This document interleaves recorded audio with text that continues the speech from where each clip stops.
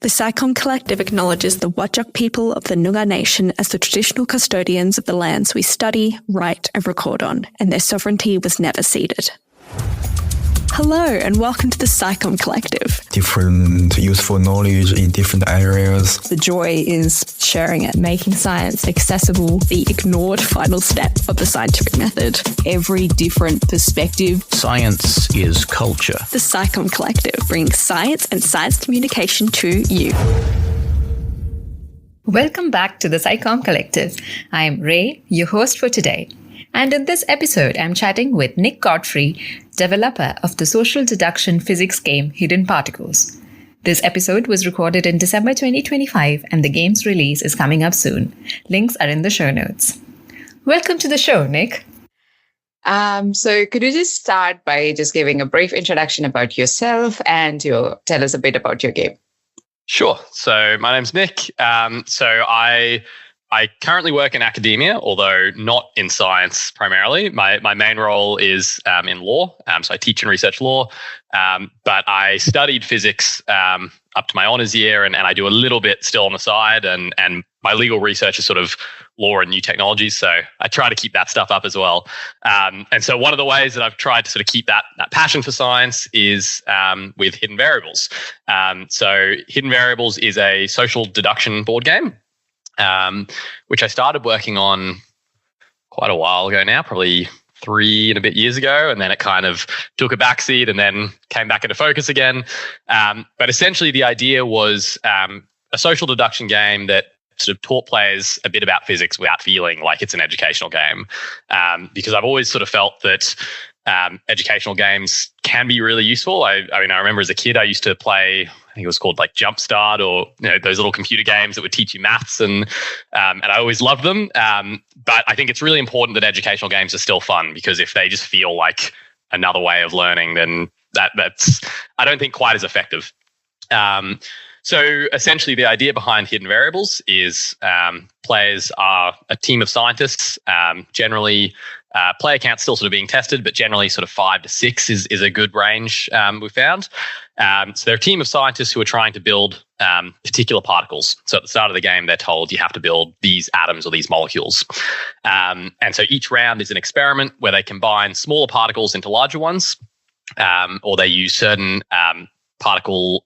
certain experiment incidents to help them. But 1 to 2 members of their team are secretly traitors that are trying to sabotage that goal. And so they're trying to essentially prevent the researchers from producing their particles until their funding runs out. It's I can go into more detail if you like, but essentially the idea is, players are trying to build these particles while also working out who's sabotaging them. And so each round, players will contribute cards from their hands, which represent either smaller particles or incidents that could occur in an experiment. And they'll do all that secretly. And then at the end of the round, they sort of see what's everyone contributed, what can we then use to achieve our goals, essentially. Okay, that sounds really cool. So what inspired you to bring together particle physics and board gaming to kind of two words that don't really coincide? Yeah, they don't mesh too well, or they don't seem like they should. I've always been a big board gamer since I was a kid. So it's always kind of been a dream of mine to make a board game one day. As a kid, I always used to just sort of like tweak rules with my friends and make different versions of games. So it was always something I wanted to do. And I think with particle physics in particular, I mean, that was always a big interest of mine. And it's why I sort of wanted to study physics, was I found that side of things really interesting. I'd never really planned to bring those two together. And then it was around the time, sort of late in my undergrad, I was starting to learn about sort of the different taxonomy of particles and the different elementary particles in the standard model. And I remember there was this moment where I realized just how it shocked me how simple the standard model, the elementary particles of the standard model are. And it shocked me that, obviously there's a lot of complexity and a lot of complex math. I don't want to downplay that. But it shocked me that if you want to know what any particular piece of ordinary matter in the universe is made up of, the vast majority of matter you can basically boil down to different combinations of just a few unique particles. And that to me was something that was mind-blowing. And it's something that I think not a lot of people outside of science really realize as much. You learn a bit about protons and neutrons in high school, but I don't think people really, most people I don't think are too familiar with quarks and things like that. And so it was something that I kind of wanted to share with my friends who weren't in science. And yeah, the more I learned about it, the more I thought it kind of felt almost like a game mechanic. Like, okay, if we have 2 up quarks and a down quark and a gluon C, then great, we've got a proton. Like it's like, like a deck building combining mechanic. Maybe that's just my weird way of thinking about it that's obsessed with games. But so I sort of got this idea that maybe there is a mechanic here, and you can almost use the laws of the universe as the basis of your game mechanics. And so I started thinking through it a little bit more and thinking, okay, what could this actually look like in practice? And the social deduction element then came in because I thought, it could be kind of interesting to say, okay, we've put all these particles in and this is what we've gotten out. What's then, you've got to sort of use that deduction element to work out what's happened. What's the actual physical process that's happened? That ended up getting tweaked a little bit anyway. So originally the way that you would combine particles together and produce new particles was something that a player would do secretly. That ended up getting taken out of the game just because it slowed things down a bit. But that was kind of the first element of, okay, well, why would we have this sort of social deduction element? And yeah, the more I worked on it, the more I thought this could actually be really interesting. And again, it comes back to that idea of, I really like that idea of using games as educational tools, because I think, I and anyone else listening to this that's played a lot of board games can probably relate. If you play like big strategy games, often the rule books are like, 50 pages or something. It's like a small textbook. And it always seemed crazy to me that you spend all that time learning that information and cramming it into your head and remembering it, and it's not really useful outside of the game at all. Like it's still useful. You have a lot of fun, but I kind of thought, it'd be great if you could actually learn all that and it's actually practical, useful information that applies outside of the game too. So I love that idea of the rules of a game are actually teaching you more than just how to play the game. Yeah, that's a good one. So what kind of audience did you have in your mind when you were designing the game? Was it more like science enthusiasts, students, casual gamers, or a mix of all three? Yeah, it was a bit of a mix. Probably to start with, it was just very casual. I wanted to make something that I could play with my friends and family, and most of them aren't in science at all. So it was definitely something that I wanted anyone to be able to play, and that's always been really like a key point for me in designing the game and the rules is no assumed knowledge there should be no assumed knowledge in the rules. So the goal is very much that someone who's never read a physics textbook, never taken a science class could pick this up and could learn to play it. And certainly the hope is that after a game or two, you will have learned a bit of science, but you don't need to know anything coming into it. So yeah, that was definitely the main priority, was making it so that anyone could play. And certainly the hope is that, high school students might play it and get inspired to study physics. I've talked with one school already about potentially testing the game with some of their high school students, and they've had a look at the game and they're really keen. So I'm hoping to do a bit more of that over the next 6-7 months up until launch, because I think getting that student feedback and teacher feedback as well is really valuable, just to sort of get an idea of how much they feel like they've learned or how inspired they are by the game. Anecdotally, I've definitely seen, just amongst my friends who didn't know anything about science, it's great to be able to hear them talk about quarks and it actually makes sense. But yeah, so certainly students are definitely one of the target audiences. But then also, hopefully people that are interested in science or maybe already studying or working in science, I'm hoping they would like it too. One of the key things that I've tried to do with the game is to make it a bit more approachable. It's sort of got different modules to it. So when you first start playing, you play with a very sort of basic set of cards, which I refer to as Particles 101. And so it's like your very sort of common particles that most people might have heard of. So like electrons, protons, neutrons, and then some that you may not have heard of, like up quarks and down quarks. And then as you become a bit more familiar with the game, you can, when you feel like it, you can add in these additional modules of cards that add some additional mechanics, but also different particles and processes into the game. So more exotic particles and things like that, which you probably wouldn't come across in like an undergrad degree. So the idea there is hopefully then as well that people that already know all this and actually work in physics, they might think, well, I can add in those other modules to make it a bit more complex and a bit more fun for me as well. So that's kind of the goal there. But yeah, really the audience is just anyone that's interested in physics or anyone that's not interested in physics but just likes social deduction games. Yeah, that's good too. It's always fun to play those kinds of games. It's quite interesting. That's true. So how did you decide what physics concepts to use, to include, and which ones to simplify and turn into sort of like gameplay mechanics or something? How did you go about making that choice? Like what ones to include and which would be maybe a bit too complicated for people to understand? Yeah, so that was a lot of trial and error. And I definitely learned quite a bit in that process. So when I first started designing the game, I set myself a goal, which in hindsight, I probably shouldn't have, because it kind of constrained me a bit, which was good, but it also kind of made me reach for things that I probably shouldn't have, which was essentially I decided I wanted to include all of the elementary particles of the standard model in the game. So when I first sort of started, I had again, the more ordinary particles, up quarks, down quarks, which form protons and neutrons. But I kind of thought it'd be cool if the game could incorporate each of the elementary particles in the standard model. And look, it was a fun challenge for myself, but I definitely found after the first playtest that was pretty overwhelming for people that had never heard of the standard model before or seen anything to do with this before. There was a lot to keep track of, and a lot of cards had quite a lot of text on them because I wanted to keep things really realistic and accurate. And so definitely I had to scale things back after that first play test quite a bit. And again, that's where that idea of those modules came in as well, where I could sort of say, look, this card actually is a fun mechanic, but it's a bit too much for your first game. So maybe we keep it out and you introduce it in your fourth game when you're a bit more familiar with the rules.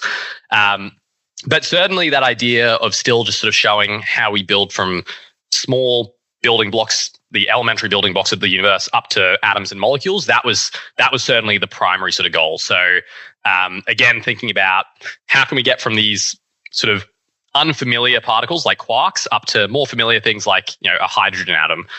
That was really the thing that I wanted to focus on.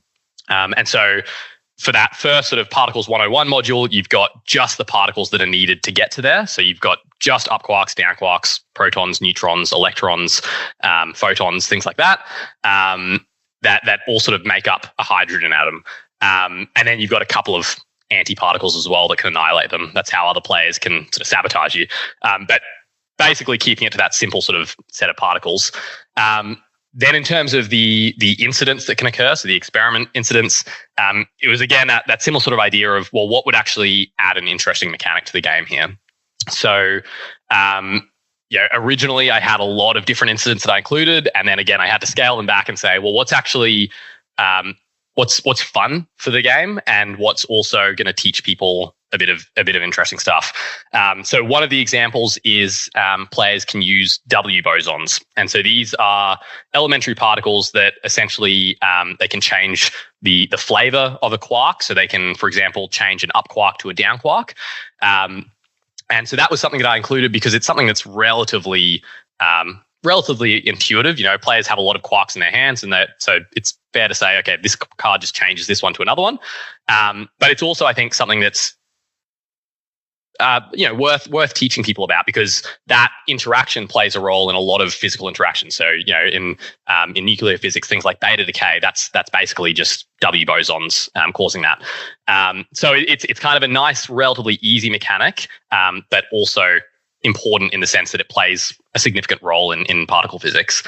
But again, I had to scale back how it worked a bit. So in the first iteration of the game, I had specific rules over different types of quarks had to turn into specific quarks based on the probabilities that they would in an actual experiment. So, there's this matrix called the CKM matrix, which basically outlines, if you have an up quark that absorbs this particular W boson, what's the likelihood that it goes to a down quark versus a charm quark versus a bottom quark? And there's all these different probabilities. And so originally I had it based on what was the most probable. And the card was basically just a huge thing of text, and it was intimidating to players, and it took time, and it wasn't that fun because it doesn't really give players any choice. So I quickly changed that after the first playthrough to basically just say, if you have an up-type quark that absorbs a W- boson, you can choose any down-type quark to turn it into. And that's still, it's still accurate. It's something that can still happen in experiments, even though the probabilities of certain changes are quite low.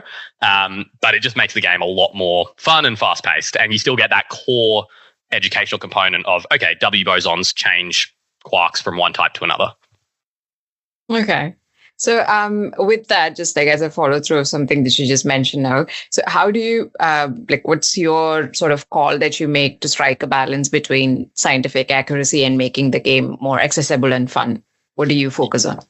Yeah, so my main sort of philosophy has been the fun has to be a priority, because if people don't enjoy the game, they're not going to play it, they're not going to learn. But I also wanted to make sure that that the core things people are learning are still accurate and true. The last thing you want to do is have people playing an educational game and then learning something that's not actually correct. And that's kind of defeats the whole point. So I basically had to make judgment calls on a sort of case-by-case basis. So, with those W bosons, to me, that was something that sort of fit with my philosophy, because it was still accurate. It's still possible for this quark to turn into this quark, even if it's a low likelihood. It's still something that happens sometimes. Whereas I wanted to avoid things that were just completely inaccurate. But there's still certain times where you have to smudge things a little bit. So an example is, one of the rules of the game is anytime a particle and an antiparticle are placed in the deck together, you annihilate them. So you throw both cards away. And then what happens in physics is when particles annihilate, when particles annihilate, there's energy, and then that can produce other particles. And often it's photons or gluons.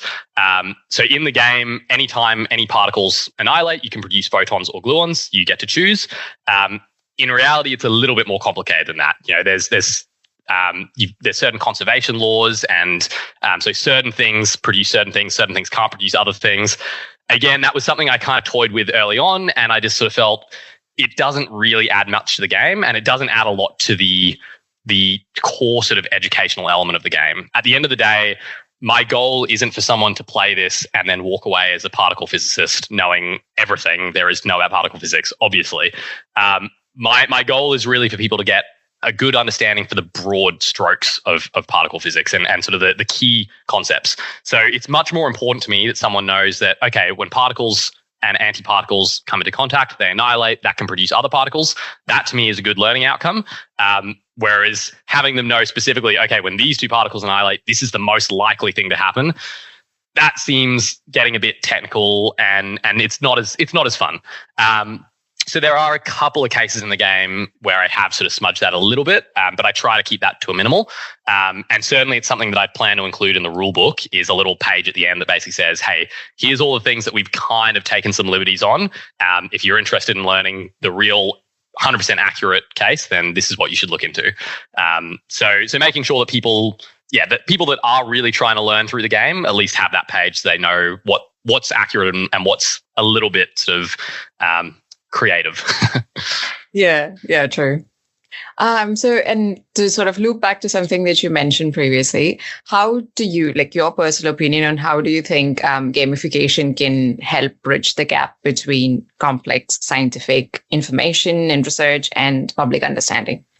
Yeah, I mean, I think it can just make things a lot more accessible for people. And I think what's nice about it is, if you're someone that likes board games, then often you're willing to try a new game regardless of what the theme is. And so I've got a lot of friends who have play tested hidden variables, and also a lot of people that are just friends of friends or even strangers, who probably would never have gone out of their way to pick up a physics book or a science book, even just like a popular science book in a bookstore, because they're just not all that interested in that, and that's totally fine. But they do like social deduction games, or they do like board games generally. And so I see it as just sort of another avenue for outreach to people that otherwise may not have been interested in science. And like I said earlier, it's a really cool feeling to see my friends who have never talked about physics before suddenly talking about, oh, we need another gluon C here, or oh, someone's put in a beta decay card and that's ruined everything, and they actually understand what they're talking about. It's a really nice thing to see. So I think games can make that a lot more approachable. And like I said earlier, I think it's really important that with a game like this, that it doesn't feel like the number one thing you're doing is learning. I think my ideal outcome for this game is that someone plays it without it feeling educational, and then afterwards they say, oh, hey, actually, I'm now familiar with these terms. That to me it's kind of like that secret teaching. That to me is sort of what I really like about it. And again, it's I think what's nice about it is with this sort of social deduction element is you get players sort of planning and getting really excited about physics in a way that they probably wouldn't otherwise. So some of my favorite moments in the game have been when we come down to sort of the final round and the researchers are about to run out of their funding, but they're also about to hit their goal. So it could go either way. And you've got players sort of planning, thinking, okay, well, we'll put an extra up quark in here, so that way if the saboteurs annihilate this proton, then we can build another proton. And they're talking about all these fairly technical terms, but they don't feel like they're talking about anything technical. They feel like they're just playing a strategy game or something. So I think really almost tricking people into learning is a really nice side effect of gamification of learning. Yeah, just like sneakily just put in all the physics knowledge into it so people don't realize it, but they're still gaining from it. Yeah, exactly. And that was another sort of design principle that I had with the game was it should be a fun game even if you strip out all the physics. So one of the suggestions that my partner actually gave me way back when we first play tested it was you could always, if you wanted to move away from the physics theme, you could always just sort of turn this game into something that's like a cooking game. Like rather than you're contributing particles, you're contributing ingredients for meals. And yeah, honestly, you could very easily just sort of retheme it that way. For me, that wasn't something I was interested in. I really wanted to do the physics angle. But that was something that was always important, was that even if you take the learning out of it, because some people just won't be interested in learning, and that's fine. It should still be a fun game first and foremost. And then that means that the people that are interested in learning can then play it without it feeling like study, essentially. Yeah, absolutely. So what advice would you offer other creators who want to use games as a tool for science communication?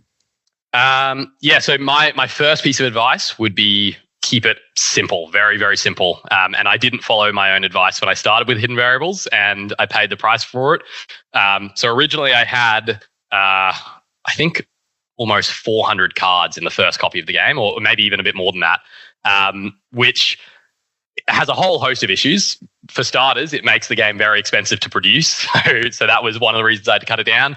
Secondly, it makes it very difficult to set up, and it makes it a lot harder to teach, and it's very intimidating players. And so again, after that first playtest, I realized I had to cut that down. And I actually spoke to another guy who's developed a physics board game called Hop. He's over in Europe. It's a quantum physics board game. And that was one of his pieces of advice to me as well, was you've got to scale those cards back. And he said, it won't feel like you can right now, but you definitely can. You can bring it back to like 100. And so I made that my goal. I thought I'm going to scale it back to 100 cards. And then I ended up scaling it back even a little bit more, I think. And I think that just makes things so much easier. It's a lot easier though if you start off with simple rather than doing what I did and starting off complex and then having to scale it back. And then once you've got a simple sort of base version of your game that works, you can always add a bit more on. So I've started, because I can never finish projects, I always start projects. I've started on a second game in my limited spare time at the moment, which is also physics-based. It's much simpler than hidden variables. It's like a little 2-player game, and that's something that I've had in my mind throughout the whole design process. From that is I want to just have the most basic version of the game that you can play first, and then add on more stuff as it makes sense to. Don't just put stuff in for the sake of it. So if I was starting hidden variables again from scratch, I would start with that Particles 101 version of it that I've talked about, and then add things as they make sense, because it's a lot more fun to add things than it is to have to say, oh, I love this mechanic, but it's too complicated. I've got to get rid of it.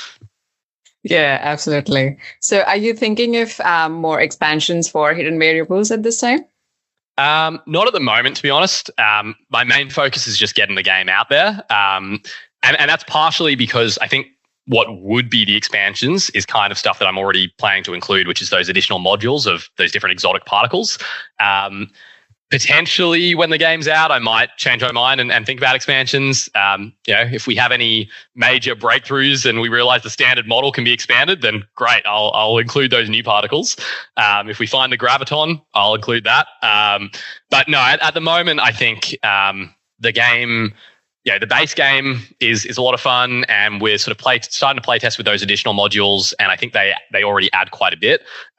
So the goal is just to get the game in as good a state as it can be and get it out there. And then after that, if I feel like there's an expansion that makes sense, then I'll do it. But nothing in my mind at the moment. Okay. And finally, when can we look forward to getting our hands on hidden variables?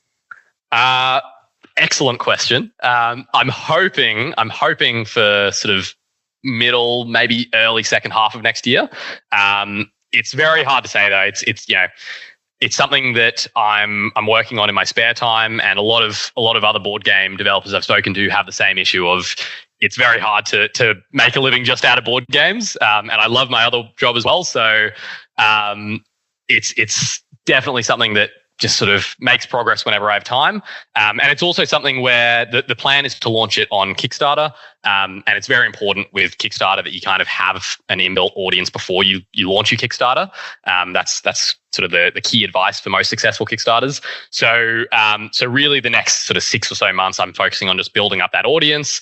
So if anyone listening is interested, then you can find us on Instagram or sign up to our mailing list. And then as that audience starts to grow, then I'll be able to make a call on, is the game ready? Do we have the audience to launch? All those sorts of trickier questions. But certainly the hope is that before the end of the year, it will be up on Kickstarter and available. Oh, amazing. Sorry, before the end of 2026, not the end of this year. Yeah. So just be clear on that. That might be a bit too much pressure on you to get it out in the last 1 month of this year. Yeah, it could be a bit tricky. Oh, great. Thank you so much, Nick. This is amazing. So thank you so much for the chat, and thank you so much for being here. No worries. Thank you. And yeah, great to have that chat. And yeah, looking forward to getting hidden variables out there. Thank you. Thanks for listening. Find us online at thepsychomcollective.com. That's com with 2 M's. Questions or comments about today's episode? Get in touch on Instagram at the Psychom Collective. The Psychom Collective is supported by UWA's Grand Challenges Impact Grant.